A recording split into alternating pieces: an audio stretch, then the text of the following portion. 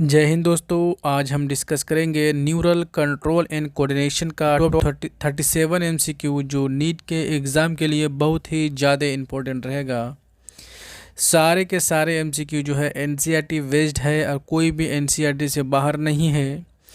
हर एक टॉपिक से जो है क्वेश्चन लिया गया है, यानी एनसीईआरटी में जो जो टॉपिक दिया हुआ हर एक टॉपिक से 2 से 3 यानी 4 क्वेश्चन तक लिया गया है।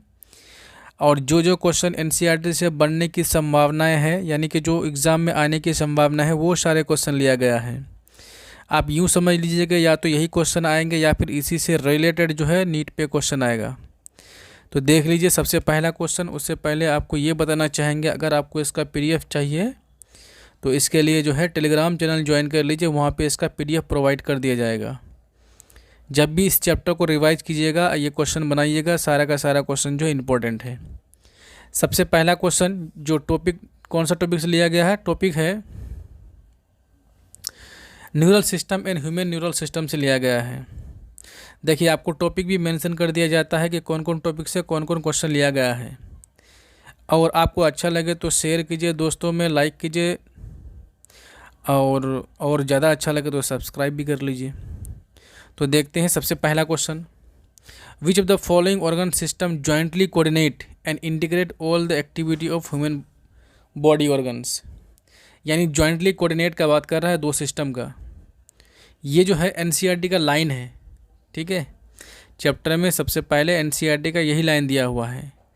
तो ये होता है क्या, neural system and endocrine system जो है jointly coordinate and integrate the activity of body organ. तो आंसर हो जाएगा आपका 3 नंबर। एकदम एनसीईआरटी से लिया गया, एनसीईआरटी का लाइन को उठा के डाल दिया यहाँ पे। तो आंसर हो गया आपका 3। नेक्स्ट देखो, कहते somatic neural system release impulse. जो सोमैटिक न्यूरल सिस्टम होता है इम्पल्स को कहाँ भेजता है, तो सेंट्रल नर्वस सिस्टम से जो है स्केलेटल मसल्स में। यानी सोमैटिक मतलब होता है बॉडी ऑर्गन, यानी कि मतलब स्केलेटल होता है, ठीक है। यानी सोमैटिक न्यूरल सिस्टम मतलब जो स्केलेटल मसल्स थे, यानी कि सेंट्रल नर्वस सिस्टम से जो न्यूरॉन जो है इम्पल्स को ले जाता है through the somatic neural system, कहाँ पे, स्केलेटल मसल्स तक। उसे हम लोग बोलते हैं क्या, सोमैटिक न्यूरल सिस्टम। तो आपका आंसर हो जाएगा 2। नेक्स्ट देखो, the autonomic neural system is a division of. यानी ऑटोनोमिक न्यूरल सिस्टम किसका पार्ट है, यही पूछ रहा है यहाँ पे, सिंपैथेटिक न्यूरल सिस्टम का या सेंट्रल न्यूरल सिस्टम का या पेरिफेरल नर्वस सिस्टम का। तो ये होता है पेरिफेरल न्यूरल सिस्टम का। तो आपका राइट आंसर हो जाएगा क्या, पेरिफेरल न्यूरल सिस्टम। नेक्स्ट देखो, क्वेश्चन है सेलेक्ट द करेक्ट स्टेटमेंट। यहाँ पे करेक्ट स्टेटमेंट चूज करने बोल रहा है, कहीं कहीं आपको इनकरेक्ट चूज करने बोलेगा। तो डायरेक्ट वहाँ पे क्वेश्चन पे मेंशन करिए, वहाँ पे ये कर देना है, अंडरलाइनिंग कर देना कि करेक्ट पूछ रहा है कि इनकरेक्ट पूछ रहा है। तो यहाँ पे करेक्ट पूछ रहा है, इसीलिए इनमें देखो ये कौन सा स्टेटमेंट जो है करेक्ट है। पहला स्टेटमेंट बोला peripheral nervous system is a site of information processing and control. नहीं, वो सेंट्रल नर्वस सिस्टम होता है। दूसरा ऑप्शन देखो, तो all the nerve of the body associated with the peripheral comprises the central. नहीं। तीसरा देखो, the autonomic neural system relay impulse from central nervous system to the involuntary organ of the body. हाँ, बिल्कुल सही बात है कि ऑटोनोमिक न्यूरल सिस्टम जो होता है इम्पल्स को कहाँ, सेंट्रल नर्वस सिस्टम से जो है इनवॉलेंट्री ऑर्गन तक इम्पल्स को रिले करता है। अच्छा, ये तो सही है। अच्छा, 4 नंबर देखें क्या कह रहा है, the central nervous system is divided into sympathetic neural system and parasympathetic. नहीं भाई, ये तो पेरिफेरल नर्वस सिस्टम का पार्ट है। तो आपका 3 नंबर आंसर सही है, ठीक है।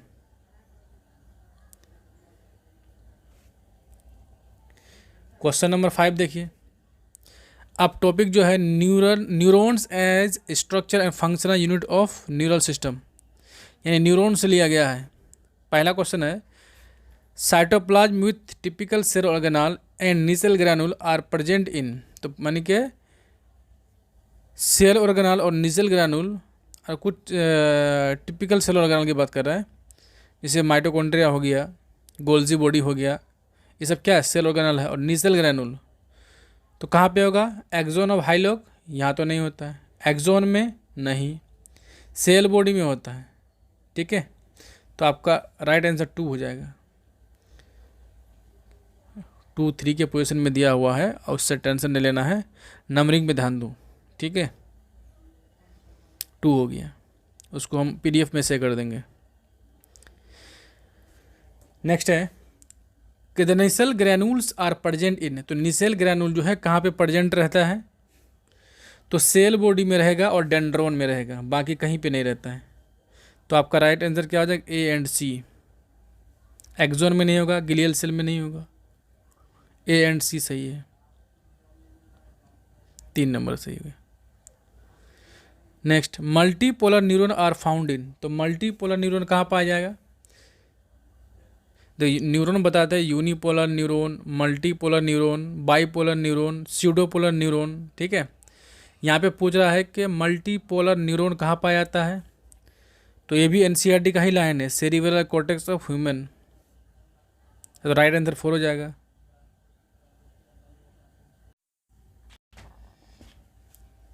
नेक्स्ट क्वेश्चन देखते हैं, question number 8, in a resting neuron the axonal membrane is, resting की बात कर रहे हैं, रेस्ट स्टेज में, यानी कि ये पोलराइज्ड फेज की बात कर रहा है। पोलराइज होता है, फिर डीपोलराइज होगा, फिर होगा रीपोलराइज। ठीक है, 3 फेज होता है। चलिए देखते हैं सबसे पहला पॉइंट, पोलराइज फेज मतलब होता है कि ये है आपका न्यूरॉन का एक्सोन पार्ट। ठीक है, तो बाहर होगा क्या, आउटसाइड में होगा आपका पॉजिटिव, इनसाइड में नेगेटिव होता है। ठीक है, और यहाँ पे जो है पोटेशियम आयन के लिए मोर परमिएबल होता है और सोडियम के लिए इम्परमिएबल होता है। देखिए ऑप्शन समझते हैं, उसे समझ में आएगा। पहला ऑप्शन है nearly impermeable to potassium ion, नहीं परमिएबल होता है। दूसरा, impermeable to positively charge protein present in axoplasm, बिल्कुल गलत बात है, नेगेटिवली चार्ज प्रोटीन होता है। Comparatively more permeable to potassium ion, बिल्कुल सही बात है, 3 नंबर सही है। चौथा नंबर देखते हैं, completely permeable to sodium ion, नहीं इनपरमेबल होता है सोडियम आयन के लिए। कब, यानी कि पोलराइज फेज में, यानी कि रेस्टिंग फेज में। चलिए आंसर हो जाएगा आपका 3। नेक्स्ट देखो, the ionic gradient across the resting membrane are maintain by the, sodium potassium pump लगा हुआ रहता है, आयनिक ग्रेडियंट को मेंटेन करता है।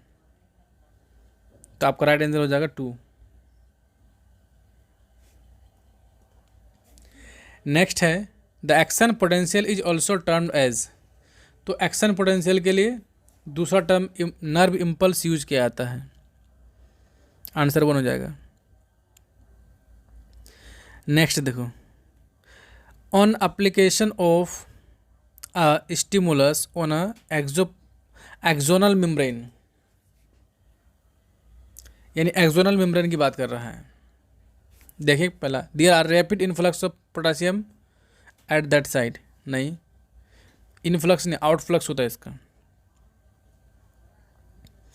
या उसके लिए हम ई फ्लक्स भी यूज़ करते हैं। There are rapid efflux of sodium ion at that side, नहीं यहाँ पे इनफ्लक्स होना चाहिए सोडियम का, यही सोडियम की जगह पोटासियम रहता तो सही हो जाता फिर। There is rapid influx of sodium at that side, 3 number सही है, 3 नंबर सही है, इनफ्लक्स होगा ना, हाँ सही है। तो आपका राइट आंसर 3 हो जाएगा। Next, synapse is formed by, तो pre synaptic membrane, post synaptic membrane and synaptic cleft, all of the above हो जाएगा। देखो ऐसे मान लो एक न्यूरॉन है, इसका ये एक्सोनल मेम्ब्रेन है, दूसरा न्यूरॉन का डेंड्रोन है। ठीक है, तो यहाँ पे क्या होता है, इसको बोलते हैं स्नैप्स, ये पहला synaptic membrane, post synaptic membrane, और बीच में जो फ्लूइड भरा हुआ मतलब कि बीच में जो खाली रहता है जहाँ पे फ्लूइड भरा हुआ रहता है उसे बोलते हैं सिनेप्टिक क्लेफ्ट। और तीनों को मिला के बोलेंगे हम लोग सिनैप्स। ठीक है, तो राइट आंसर 4 हो जाएगा। नेक्स्ट देखो, the receptor of neurotransmitter are present in. तो रिसेप्टर कहाँ पे होता है न्यूरोट्रांसमीटर का? तो पोस्ट सिनेप्टिक मेम्ब्रेन में होता है। जैसे ये प्री सिनेप्टिक मेम्ब्रेन है, ये सिनेप्टिक क्लेफ्ट है, और ये पोस्ट सिनेप्टिक मेम्ब्रेन है। तो यहाँ पे न्यूरोट्रांसमीटर भरा हुआ रहता है एसिटाइलकोलिन, ये फ्यूज्ड होकर सिनेप्टिक क्लेफ्ट में आता है, और यहाँ पे रिसेप्टर लगा हुआ रहता है पोस्ट सिनेप्टिक मेम्ब्रेन में, इसका मेम्ब्रेन में, और इसको डिटेक्ट कर लेता है और इम्पल्स को आगे भेज देता है। तो आपका राइट आंसर क्या हो जाएगा? पोस्ट सिनेप्टिक मेम्ब्रेन 3 में है। नेक्स्ट देखो, सेंट्रल न्यूरल सिस्टम। अब इस टॉपिक से क्वेश्चन उठा गया है। पहला क्वेश्चन समझो, which of the following is are controlled by human brain. इनमें से कौन है जो ह्यूमन ब्रेन के द्वारा कंट्रोल होता है? बैलेंस ऑफ बॉडी, बिल्कुल सही बात है। ह्यूमन बॉडी से अगर कनेक्शन ही टूट जाएगा तो बॉडी बैलेंस ही नहीं हुआ। Cardiac rhythm of the body, बिल्कुल सही बात है। ह्यूमन बिहेवियर, बिल्कुल सही बात है। ह्यूमन बिहेवियर को भी न्यूरल सिस्टम कंट्रोल माने ब्रेन कंट्रोल करता है। Functioning of heart and kidney, सबको ब्रेन कंट्रोल करता है, बिना ब्रेन का कुछ नहीं होने वाला है। तो आपका ABCD सब सही है, तो आंसर हो जाएगा D। Very good.